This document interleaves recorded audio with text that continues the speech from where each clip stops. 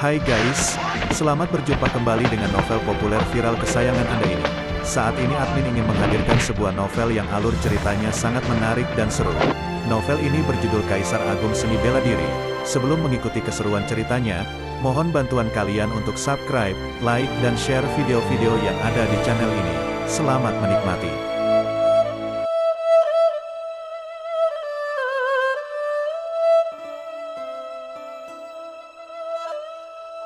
Kaisar Agung Seni Bela Diri, Bab 200, Pilihan Longning. Di kaki puncak Gunung Emas Hitam, belasan pesilat ulung tingkatan penguasa mengalami kesulitan. Tidak ada tangga dan titik tumpu apapun di gunung ini, serta tidak bisa terbang. Masalah terbesarnya adalah bagaimana cara mendaki sampai ke puncak. Gua dunia kecil ini dilengkapi dengan dua formasi. Salah satunya adalah formasi larangan terbang. Satunya lagi adalah untuk mengumpulkan energi vitalitas langit dan bumi di dunia kecil ini ke balai istana di puncak gunung. Wei Haoran adalah satu-satunya penyihir formasi tingkat ke-6 di antara para penguasa bela diri. Setelah menaksirkan petunjuk-petunjuk dalam waktu yang lama, dia berhasil menemukan bahwa titik pusat dari kedua formasi tersebut adalah puncak Gunung Emas Hitam. Master Wei, ayo katakan, bagaimana kita bisa sampai ke puncak gunung ini? Tanya kepala sekte Matahari Hitam. Ada caranya, tapi butuh waktu. Wei Haoran mengernyit sambil melirik para penguasa bela diri. Dia berkata dengan perlahan, aku bisa mengaktifkan formasi untuk menghapus efek formasi larang terbang di sini untuk sementara waktu. Tapi, tingkat formasi di sini terlalu tinggi. Bendera formasiku pasti akan rusak. Wei Haoran terdiam sejenak setelah berbicara sampai di sini. Tanpa aku bilang, kalian seharusnya tahu berapa nilai bendera formasi tingkat ke-6. Begitu mendengar ucapan Wei Haoran, belasan penguasa bela diri yang lain tentu memahami maksudnya. Kami tentu akan mengganti rugi bendera formasi yang rusak itu, kata penguasa bela diri Yuan Cheng sambil tersenyum. Bersamaan dengan itu, dia mengeluarkan sebuah cincin dan melemparkannya kepada Wei Haoran. Wei Haoran mengangguk dengan girang setelah melihat 10.000 batu vitalitas peringkat menengah di dalam cincin penyimpanan tersebut. Setelah cincin itu disimpan, dia menoleh kepada penguasa bela diri lainnya. Penyihir formasi juga mencari nafkah berdasarkan keahliannya. Hanya setelah dia memecahkan formasi, mereka baru dapat naik ke puncak gunung. Jika dia tidak mengambil kesempatan untuk meminta sejumlah imbalan, sia-sia saja dia menjadi seorang penyihir formasi.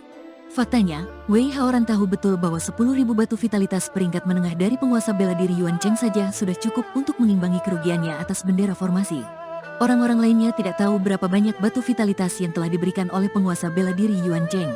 Namun, mereka tahu Wei Haoran tidak mungkin akan bekerja tanpa pamrih. Setelah dipertimbangkan, para penguasa bela diri memberikan sebuah cincin penyimpanan pada Wei Haoran. Fantide memberikan pil senilai 70.000 sampai 80.000 batu vitalitas peringkat menengah. Master Hongming juga memberikan 10.000 batu vitalitas peringkat menengah.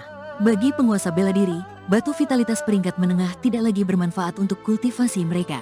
Selain bisa membeli bahan atau barang berharga, sama sekali tidak ada kegunaan lainnya. Tuan Qiu tampak lusuh, tetapi sangat murah hati. Dia memberikan beberapa bahan untuk menyempurnakan bendera formasi tingkat ke-6 yang membuat Wei Haoran sangat puas. Pemimpin Istana Ungu, Kepala Sekte Matahari Hitam, dan Kepala Sekte Sungai Panjang sangat kaya. Mereka semua memberikan imbalan yang memuaskan bagi Wei Haoran. Namun, pemberian dari beberapa penguasa bela diri sepuh negara bagian tanah langit paling-paling hanya senilai 10.000 sampai 20.000 batu vitalitas peringkat menengah. Sama-sama menjadi penguasa bela diri, mereka memiliki status dan kemampuan yang sangat berbeda. Keluarga juga memiliki kesenjangan yang sangat besar. Sebanyak 10.000 batu vitalitas peringkat menengah sama sekali bukan apa-apa bagi pesilat ulung seperti penguasa bela diri Yuan Cheng. Akan tetapi, Su Jingnian dan beberapa penguasa bela diri sepuh merasa cukup tidak rela untuk memberikan 10.000 sampai 20.000 batu vitalitas peringkat menengah. Su Jingnian dan penguasa bela diri sepuh lainnya menjadi gugup ketika melihat Wei Haoran mengerutkan alis. Ini kurang. Wei Haoran mengerutkan alisnya sambil melirik mereka. Memangnya aku hanya sepadan dengan 10.000 sampai 20.000 batu vitalitas peringkat menengah. Usai berkata demikian, dia mendengkus sejenak. Lalu, dia melanjutkan ucapannya. Kalau sekte atau keluarga elit yang meminta padaku untuk mengaktifkan formasi, setidaknya imbalanku antara 70.000 sampai 80.000 batu vitalitas peringkat menengah. Selain itu, bahan-bahan untuk mengaktifkan formasi juga harus mereka tanggung sendiri. Penyihir formasi selalu angkuh, apalagi yang bertingkat tinggi.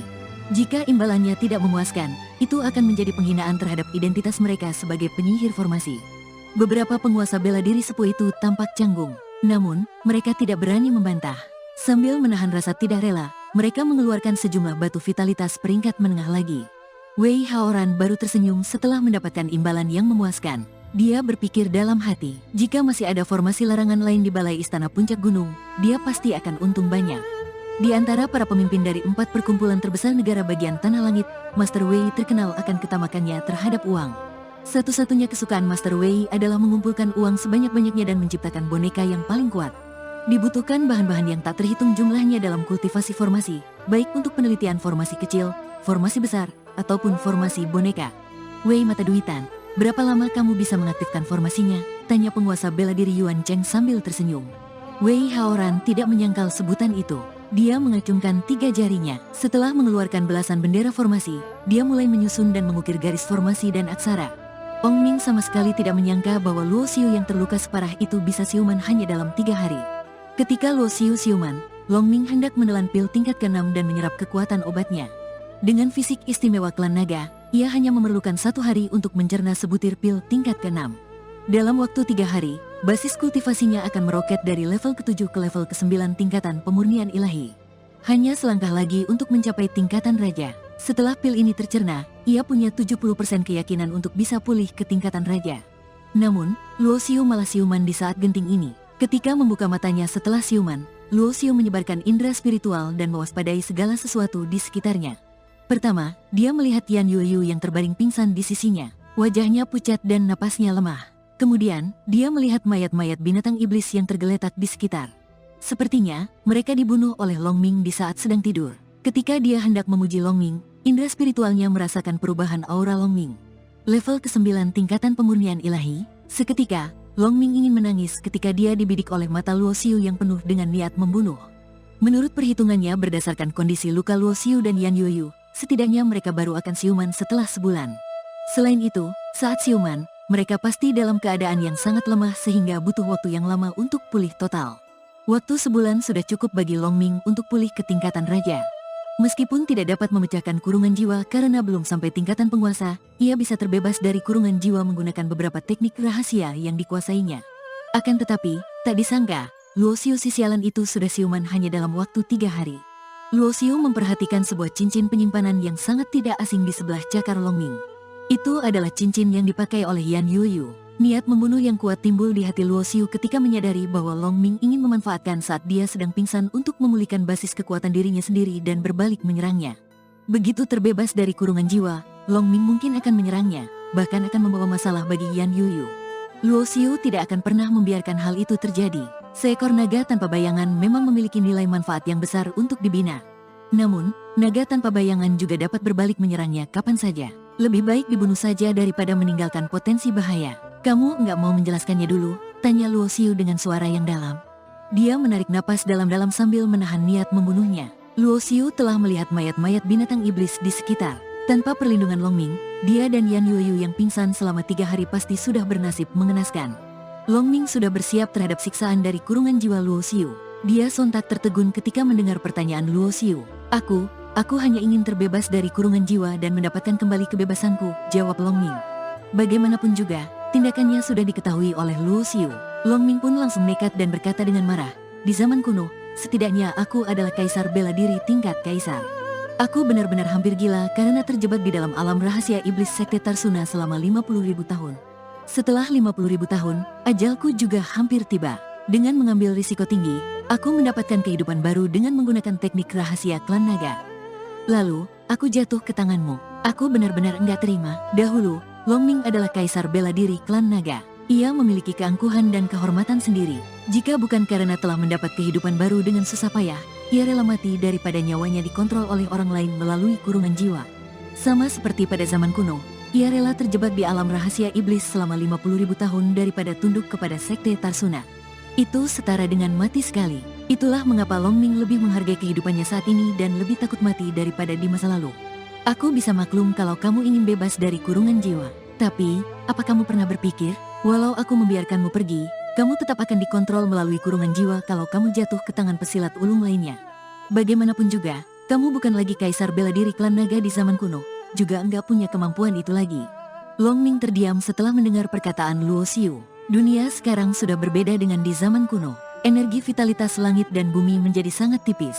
Kemampuan Long Ming tidak akan bisa pulih ke keadaan puncak seperti di masa lalu, kecuali menemukan sumber daya kultivasi yang berlimpah.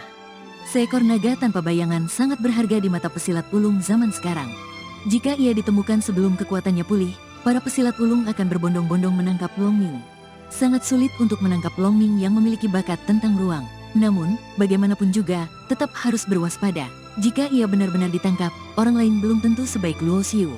Mungkin mereka akan langsung menghapus ingatan Longming dan menjadikannya sebagai tunggangan peliharaan. Kamu seharusnya tahu, kalau kamu enggak mengambil kesempatan di alam rahasia misteri untuk berbalik menyerangku, mungkin aku enggak akan memasukkan kurungan jiwa di lautan jiwamu.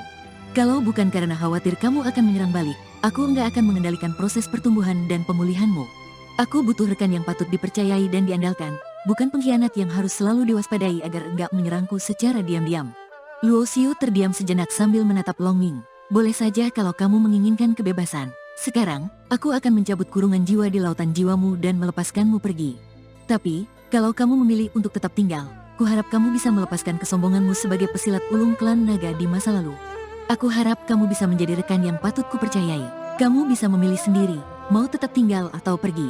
Sebenarnya, Luo Xiu tahu betul bahwa dirinya bukan orang yang baik. Namun, dia bisa membedakan budi dan dendam dengan jelas. Jika bukan karena Longming yang melindunginya dan Yan Yuyu yang pingsan selama 3 hari dari ancaman binatang iblis, Luo Xiu juga tidak akan berbicara omong kosong sebanyak itu dan langsung mengaktifkan kurungan jiwa untuk membunuh naga tanpa bayangan itu. Bagaimanapun juga, Longming telah menyelamatkan nyawanya dan Yan Yuyu. Jadi, Luo Xiu membiarkan Longming untuk memilih tetap tinggal atau pergi. Longming hanya terdiam. Dia tidak menyangka ternyata Luo Xiu tidak menyalahkan dirinya karena mencuri pil untuk memulihkan basis kultivasinya. Luo Xiu malah memberikan hak untuk memilih kebebasan kepadanya. Longming hampir berteriak bahwa ia ingin bebas. Namun, setelah dorongan di hatinya memudar, ia mulai memikirkan keuntungan dan kerugian jika memilih untuk tetap tinggal atau pergi. Longming sendiri tahu bahwa tidak ada permusuhan antara dirinya dan Luo Xiu. Pada dasarnya, karena martabat dan kesombongan sebagai pesilat ulung klan naga di masa lalu, Longming enggan dikontrol oleh seorang pemuda di zaman sekarang. Setelah dipikir-pikir, keamanan dan pemulihan kekuatannya jauh lebih penting daripada kebebasan. Jika meninggalkan Luo Xiu, Longming harus mencari sumber daya dan pusaka sendiri. Mungkin ia akan ditangkap oleh pesilat ulung lain, lalu dihapus ingatannya dan dijadikan sebagai tunggangan peliharaan. Ia akan diperbudak seumur hidup. Bagaimana jika dia tetap tinggal di sisi Luo Xiu? Kekuatan pemuda ini masih sangat lemah, tetapi kecepatan pertumbuhan dan potensinya sangat luar biasa. Yang lebih penting lagi, Luo Xiu adalah ahli pemurnian pil. Asalkan memiliki pil yang cukup, mudah sekali bagi Longming untuk memulihkan basis kultivasinya. Tentu saja, jika ingin mendapatkan pil dari Luo Xiu, Longming harus memantapkan kepercayaan di antara mereka.